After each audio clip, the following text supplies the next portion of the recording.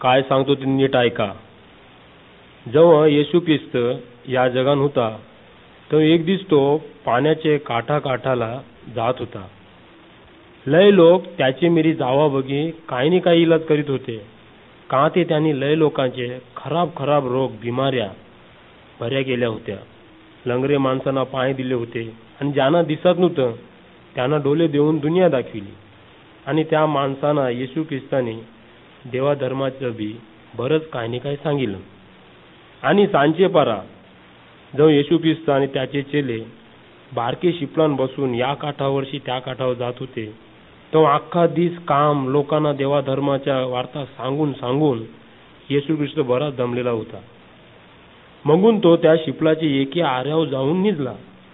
थवऱ्यान काय झालं, एकाएक वादलासारखं पाणी उठावा लागलं आणि हिसक्याचं पाणी शिपला नेऊ लागलं आणि वादलाचा तडाखा वारातूच गेला.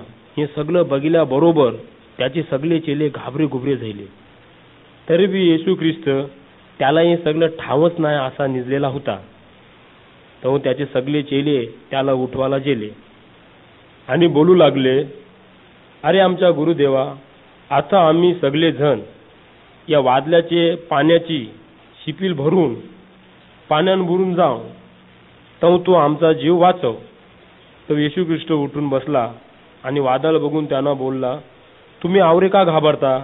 असं बोलून तो आपले जागेवरशी उठला आणि वादळाला बोलू लागला, आता तू थंड होऊन जा. असं बोलल्याबरोबर लगेच सगळं वादळ पोखलं आणि पाणी निवांसारखं थंड झालं आणि सगळे चेले वाचले. तर येशू ख्रिस्त त्यांना बोलू लागला, कणाला आवरे घाबरत होते का, तुमचा माझ्यावर भरोसा नाही. येशू ख्रिस्ताच्या आवाजाला सगळं वादळ पाणी थंड झालेलं बघून त्याचे चेल्यांना मोठं नवल वाटलं. पण त्यांना येशू ख्रिस्त देव असून बी त्यावर त्याचा भरोसा नव्हता आणि येशू ख्रिस्त पोतेनीचे सगळं करीत होता का तो देव आहे मागून. आपले मनान लय वाईट विचार आणि पाप आहे. आपण कव असे घाबरतो काय जसे वादलानूच पडलेले हाव. पण परमेश्वर असं बोलते काय जो कोण येशू ख्रिस्तावर भरोसा ठेवून वागेल त्याला पापांची सुटका मिळेल. येशू ख्रिस्त या जगात माणसांना वाईट विसरून बरे रस्त्यावर व बरे कामाला लावाला आणि सगळ्यांना मदत करावा आयला होता. पाप ही अशी वस्तू आहे का त्यानं आपण आपला सगळा नाश करून घेतो आणि पापाबगी नाश होते बी. पण आपल्याला येशू ख्रिस्त वाचवू शकते. तेव्हा आपल्याला या पापांशी वाचावचं आहे काय.